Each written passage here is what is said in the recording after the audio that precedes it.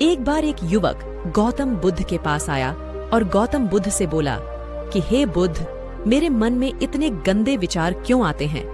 मैं नहीं चाहता कि मेरे मन में गंदे विचार आएं, पर मेरे मन में हमेशा काम वासना के विचार चलते रहते हैं और मैं इनके बारे में सोच सोच कर बहुत परेशान हूँ। मेरी ऊर्जा और समय यही सोचने में ही नष्ट हो जाता है और इन सब विचारों की वजह से मैं कभी भी शांत नहीं रह पाता और मैं हमेशा ही स्त्रियों को देखकर मोहित हो जाता हूँ, अपने आप को रोक ही नहीं पाता। बुद्ध मुस्कुराए और उन्होंने उस युवक से पूछा, क्या तुम्हें पता है कि काम वासना होती क्या है? फिर लड़के ने उत्तर दिया और कहा, बुद्ध, मैं यह तो नहीं जानता कि काम वासना क्या होती है, पर हाँ, ये जो भी है बहुत बुरी चीज है। फिर बुद्ध ने उस युवक से कहा कि सबसे पहले तो तुम्हें यह समझना होगा कि प्राकृतिक रूप से जो भी चीज हमारे अंदर है वह बुरी नहीं है। हमारे जीवन में उसकी कुछ न कुछ जरूरत है। वासना कोई बुरी बात नहीं है, यह तो हमारे मन की एक भावना है जो हमें किसी न किसी चीज की कमी का एहसास करवाती है और फिर हम उस चीज को पाने के लिए उस चीज की तरफ आकर्षित हो जाते हैं। जैसे अगर तुम्हारे पास धन की कमी हो तो तुम्हें धन पाने की वासना उत्पन्न हो जाएगी। तो वासना कुछ और नहीं, बस एक प्रकार की कमी है जो कि एक प्रकार की जरूरत का एहसास है और जब ये जरूरत शारीरिक हो तो हम इसे काम वासना कह देते हैं। युवक ने गौतम बुद्ध को कहा कि बुद्ध, मुझे काम वासना का मतलब तो समझ में आ गया, पर आप मुझे यह बताइए कि यह आती कहाँ से है और जाती कैसे है? गौतम बुद्ध ने कहा कि काम वासना कहीं से आती नहीं है, यह तो हमारे अंदर ही होती है और इसका होना तो जरूरी भी है, तभी तो मानव जाति का विस्तार होगा। युवक ने कहा, जब यह हमारे अंदर ही है और जरूरी भी है तो फिर लोग इसे गलत क्यों बोलते हैं? बुद्ध ने कहा कि यही तो समस्या है, लोगों ने काम वासना को गलत तरीके से सोच लिया है, इसे छिपाने की दबाने की कोशिश करते हैं। काम वासना गलत नहीं है, बल्कि काम वासना का गलत तरीके से प्रयोग करना गलत बात है। लोग जिससे प्रेम करते हैं बस उसी के लिए जीने लग जाते हैं, उसे पाना ही अपना लक्ष्य बना लेते हैं और उसी के बारे में हमेशा सोचते रहते हैं, पर यह सब गलत है। बुद्ध ने युवक से कहा, क्या तुम्हें पता है जानवरों में भी काम वासना होती है? युवक ने उत्तर दिया कि हाँ, बुद्ध, जानवरों में भी काम वासना होती है, क्योंकि जानवर भी तो आखिर अपनी पीढ़ी को आगे बढ़ाएंगे। बुद्ध ने कहा कि फिर हम जानवरों की काम वासना को गलत क्यों नहीं कहते? युवक ने कहा, मुझे नहीं पता महात्मा, आप ही मुझे बताइए। गौतम, बुद्ध ने कहा कि जानवर अपनी काम वासना का प्रयोग आनंद प्राप्ति के लिए नहीं करते, वह तो केवल संतान उत्पन्न करने के लिए काम वासना का उपयोग करते हैं। जानवरों को प्रकृति ने इतनी समझ नहीं दी कि वह काम वासना को अपने सुख का आधार बना सके, जबकि मनुष्य अपनी समझ के बलबूते पर प्रकृति में पाई जाने वाली प्रत्येक वस्तु को अपने सुख के लिए प्रयोग करता है। हम इंसानों ने ही काम वासना को अपने सुख का साधन बना लिया है, जबकि प्रकृति ने तो हमें अपने वंश को आगे बढ़ाने के लिए हमें काम वासना दिया है, लेकिन इंसानों ने इसे अपने जीवन का परम लक्ष्य बना रखा है और इस तरह से काम वासना का बेलगाम हो जाना गलत है। युवक ने पूछा, लेकिन ये काम वासना हम पर हावी क्यों हो जाती है? क्यों ये बेलगाम हो जाती है? तब गौतम बुद्ध ने कहा कि सुनो, अब जो मैं तुम्हें बताऊंगा उसे तुम ध्यानपूर्वक सुनना। काम वासना का सारा खेल तुम्हें समझ आ जाएगा, तुम्हें तुम्हारे सारे सवालों का जवाब मिल जाएगा, बस तुम्हें ध्यान से सुनकर समझना है। फिर गौतम बुद्ध युवक को बताना शुरू करते हैं। एक बार की बात है, एक आश्रम में गुरु और उनके शिष्य रहा करते थे। उस आश्रम का एक शिष्य, उस रास्ते में एक नदी पड़ती थी, वो रोज उसी रास्ते से भिक्षा लेने जाता था। एक दिन उसने देखा कि एक लड़का पेड़ के पीछे छिपा है। वह उस लड़के के पास गया और उससे जाकर बोला, भाई, तुम इस पेड़ के पीछे छुपकर क्या देख रहे हो? लड़के ने कहा, अरे, तुझे नहीं दिख रहा क्या कि मैं क्या देख रहा हूँ? तब शिष्य ने नदी की तरफ देखा तो वहाँ पर कुछ लड़कियां पानी भर रही थीं। वो लड़कियां 14-15 साल की होंगी। तब शिष्य ने उस लड़के से कहा, अरे भाई, वहाँ पर तो लड़कियां पानी भर रही हैं, इसमें छिपकर देखने वाली क्या बात है? तब वो लड़का शिष्य की तरफ देखकर उससे कहता है, अरे पागल, तुम्हें दिखाई नहीं दे रहा? ये परी कैसे नदी से पानी ला रही है? जरा उनकी अदाओं को तो देखो, उनके कोमल शरीर को देखो, उनकी पतली कमर मटके को उठाते समय बल खाती हैं और उनकी बाल उनके कमर पर कैसे लहरा रहे हैं, मानो सुंदरता बिखरी पड़ी हो। उसने फिर से नदी के किनारे देखा और इस बार वो नदी के किनारे देखता रहा। अब कुछ भी दिखाई नहीं दे रहा था और वह बिल्कुल निडर था, लेकिन अब वह छिपने लगा और उन लड़कियों को देखने लगा जैसे उसने कोई अपराध कर दिया हो। और जब वह छिपकर उन लड़कियों को देख रहा था, तभी वो अचानक अंदर से कांप गया और उसने सोचा कि ये मैं क्या कर रहा हूँ? मैं जो कर रहा हूँ वो सही नहीं है, मुझे यहाँ से चले जाना चाहिए। और फिर वो जल्दी से वहां से चला गया। वह आश्रम पहुंच जाता है। आश्रम जाकर वो अपने कार्यों में लग गया, लेकिन जो अब भी वो देखकर आया था वही उसकी आंखों के सामने बार बार आ रहा था। उसके मन में वही दृश्य चल रहा था। उसका दिमाग सब कुछ देखने के लिए संघर्ष कर रहा था। उसका किसी भी काम में मन नहीं लग रहा था। सुबह होते ही वह रोज जल्दी ही भिक्षा के लिए आश्रम से निकल जाता।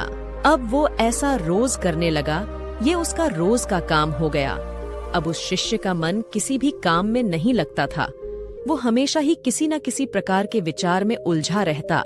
वो आश्रम के कार्यों को भी सही ढंग से नहीं कर पा रहा था। न वो ठीक से सो पाता, न वो ठीक से खाना खा पाता था। उसका मन बेचैन सा रहता था। उसका मन बार बार उन लड़कियों की खूबसूरती देखने को मचलता था। जब गुरु भिक्षा दे रहे थे तब भी उसका मन किन्हीं और विचारों में खोया हुआ था। गुरु ने अपने शिष्य के इन हरकतों को भांप लिया था।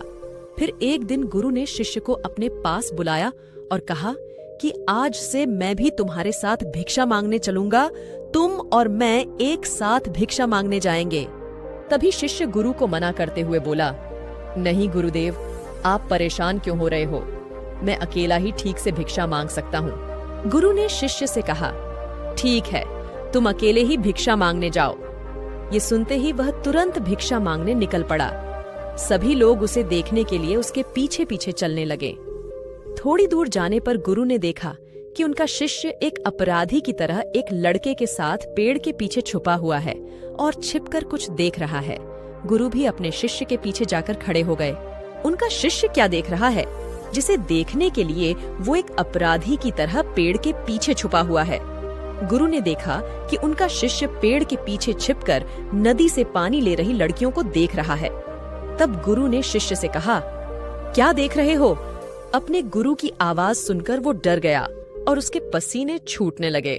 वो ऐसे कांपने लगा जैसे उसे कोई चोरी करते हुए पकड़ लिया हो। उसकी हालत ऐसे खराब हुई कि वो कुछ बोल भी नहीं पा रहा था।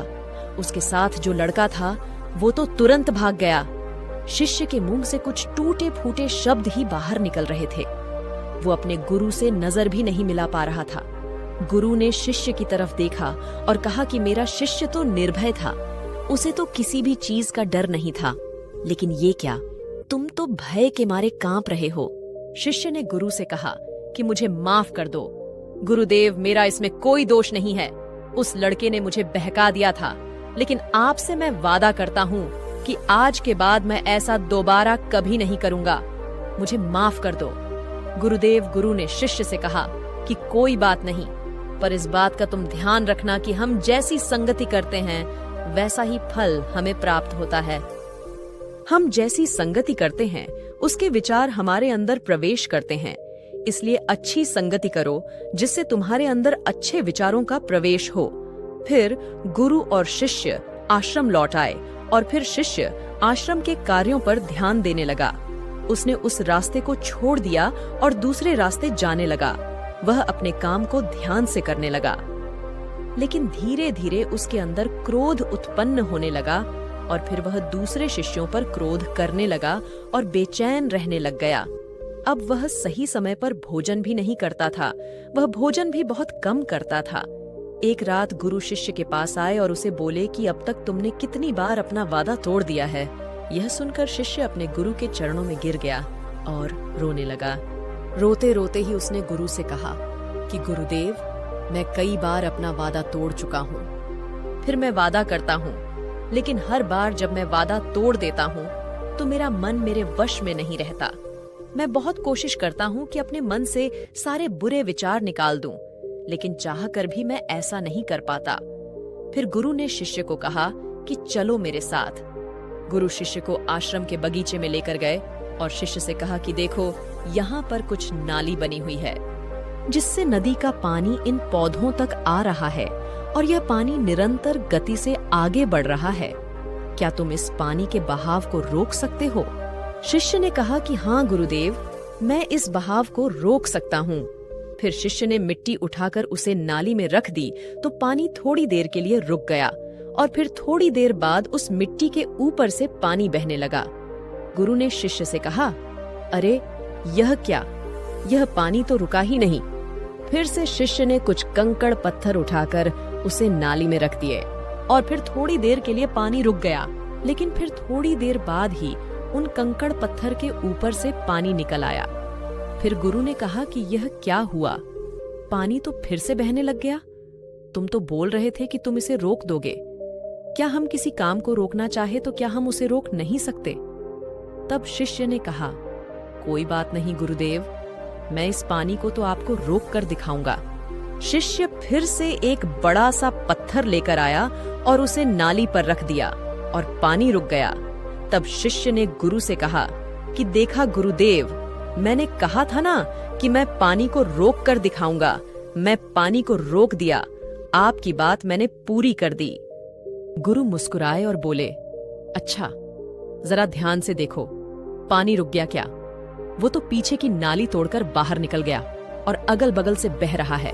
और ध्यान से देखो, इस पत्थर के आगे भी आ गया है और ये पानी अपना रास्ता बदलकर फिर से आगे की तरफ आ जाएगा। और फिर थोड़ी देर बाद ऐसा ही हुआ। फिर गुरु ने शिष्य को समझाया कि तुम्हारे साथ भी तो ऐसा ही चल रहा है। तुम बार बार प्रयास कर रहे हो, बड़े से बड़ा प्रयास कर रहे हो, पर हर बार तुम्हारा प्रयास टूट रहा है और यह हमेशा टूटता ही रहेगा। तुम कितना भी बड़ा पत्थर रख लो, लेकिन पानी तो अपना रास्ता बना ही लेगा। यह सब देखकर शिष्य ने गुरु से कहा कि हे गुरुदेव, क्या कोई तरीका नहीं है जिससे मैं गंदे विचारों से बाहर निकल सकूं और यह मेरे मन में आए ही ना? गुरु शिष्य को एक नदी के पास ले गए जहां से उस बगीचे में पानी जा रहा था। गुरु ने शिष्य से कहा, वह पानी इसी नदी से जा रहा है। अगर हम यहीं से उस रास्ते को बंद कर दे जहां से पानी बगीचे में जा रहा है, तब क्या हम पानी को रोक नहीं सकते? शिष्य ने कहा कि हाँ गुरुदेव, अवश्य ऐसा हो सकता है। मैं इस पानी को यहीं से बंद कर देता हूँ, तब आगे की नाली में पानी जाएगा ही नहीं और फिर बगीचे में पानी जाएगा ही नहीं। फिर शिष्य नदी जाने वाले रास्ते को बहुत मेहनत करके पत्थर मिट्टी डालकर बंद कर दिया और गुरु से कहा कि गुरुदेव, मैं पानी को बंद कर दिया हूँ, अब यह पानी बगीचे में जाएगा ही नहीं। तब गुरु ने कहा शिष्य से, अगर पानी बगीचे में नहीं जाएगा तो पेड़ पौधों को पानी कहाँ से मिलेगा? उन पेड़ पौधों को तो पानी की आवश्यकता है और उन पेड़ पौधों में कुछ पेड़ पौधे तो ऐसे हैं जिनको रोज पानी की आवश्यकता है। वह तो मुरझाकर मर ही जाएंगे, उनका क्या होगा? पानी तो हमें खोलना ही होगा। शिष्य ने गुरु की बात सुनकर वापस नदी जाने वाले पानी का रास्ता खोल दिया। तब गुरु ने शिष्य से पूछा, बताओ, अगर हम इस नदी के पूरे पानी को बगीचे की तरफ मोड़ दे तो क्या होगा? तब शिष्य ने जवाब दिया कि गुरुदेव, वहां पर जितने भी पेड़ पौधे हैं वो गलकर नष्ट हो जाएंगे, वहां पर कुछ नहीं बचेगा। फिर गुरु मुस्कुराए और बोले, तुम इस बात को समझो कि हमें किसी भी चीज को रोकना नहीं है, बस हमें हमेशा संतुलन बनाए रखना है। कम पानी से भी पौधे नष्ट होते हैं और ज्यादा पानी से भी पौधे नष्ट होते हैं। हमारा जीवन संतुलन से चलता है। गुरु ने शिष्य से कहा कि अगर मैं तुम्हें कुछ कहूँ कि तुम आम के बारे में मत सोचो, तो तुम्हारे मन में सबसे पहले किसका चित्र आएगा? शिष्य ने कहा कि गुरुदेव, मेरे मन में तो पहला चित्र आम का ही आएगा। गुरु ने कहा कि जब हम गंदे विचारों को जबरदस्ती रोकने का प्रयास करते हैं तो वह और मजबूती के साथ हमारे अंदर प्रवेश करते हैं, हमारे अंदर उठते हैं इसलिए हमें उन्हें कभी भी दबाने की कोशिश नहीं करनी चाहिए। तब गुरु शिष्य के पास गए और बोले कि बुरे लोगों के संगति के कारण भी हमारे अंदर गंदे विचार आते हैं। कभी कभी ऐसा होता है कि हमारे अंदर कामुकता नहीं होती, लेकिन कुछ अश्लील लोगों के साथ रहने के कारण वो हम पर हावी हो जाते हैं। तब शिष्य ने कहा कि गुरुदेव, आप सही कह रहे हैं, मैं अपने लक्ष्य से भटक गया था। अब वो शिष्य रात को बहुत शांति से सोया। सुबह पूरे मन से अपना काम किया और फिर सुबह वहीं भिक्षा मांगने चला गया, जहां वह लड़का आज भी पेड़ के पीछे छुपकर उन लड़कियों को देख रहा था। वो शिष्य नदी पार गया, जहां वो लड़कियां पानी भर रही थीं। उसने उन लड़कियों से पानी मांगा। उन लड़कियों में से एक ने उसे पानी पिलाया और उस सन्यासी शिष्य के चरण छुए। शिष्य ने उसे आशीर्वाद दिया कि तुम्हारा कल्याण हो। शिष्य का मन सकारात्मक ऊर्जा से भर गया। उसके चेहरे पर मुस्कान आ गई थी, जैसे उसे कोई खोई हुई चीज वापस मिल गई हो। वह अपने रास्ते पर वापस जाने लगा। तभी पीछे से वह लड़का जो पेड़ के पीछे छुपा था, वह शिष्य के पास आया और बोला कि क्या बात है, आज तो तुमने उन्हें करीब से देखा है, आप तो मुझसे भी आगे निकल गए। तब शिष्य ने कहा कि हम हमेशा दूसरे के दर्शन करने में ही व्यस्त रहते हैं, हम कभी अपने दर्शन कर ही नहीं पाते। तुम कब तक इस पेड़ के पीछे छुपते रहोगे? किसी को पसंद कर लो, उसे बोल दो। अगर वह भी तुम्हें पसंद करती है तो शादी कर लो, लेकिन उससे पहले तुम कुछ बन जाओ, अपने आप को पहचान लो। ऐसे अपना समय बर्बाद मत करो। फिर वह लड़का रोज उस शिष्य से मिलने लगा और उस लड़के ने नदी पर जाना छोड़ दिया। और फिर वह लड़का अपने जीवन में कुछ बनने के लिए संघर्ष करने लगा। तो तुमने देखा संगति का असर क्या होता है। अपनी संगति बदलो, अपने विचार बदलो। बुद्ध ने युवक से पूछा कि क्या तुम्हें तुम्हारे सारे सवालों का जवाब मिल गया? तभी युवक ने कहा कि हाँ महात्मा जी, आपका बहुत बहुत धन्यवाद। तब गौतम बुद्ध ने युवक से कहा कि जब तुम्हारे मन में गंदे विचार आए, तब तुम अपने आप को दोषी मत मानो। यह शरीर है और यह सब हजारों वर्षों से सिखाया गया है। एक केवल तुम्हारे सोच लेने से, शपथ लेने से यह टूटने वाला नहीं है, लेकिन तुम्हारे पास वो शक्ति है, वह ऊर्जा है जिसका तुम्हें संतुलित उपयोग करना है। तुम एक जीवित ऊर्जा हो जो कुछ भी अनुभव करने के लिए स्वतंत्र है, इसलिए तुम अपने आप को पहचानो। यह बोलकर गौतम बुद्ध मौन हो गए और वो युवक वहां से चला गया।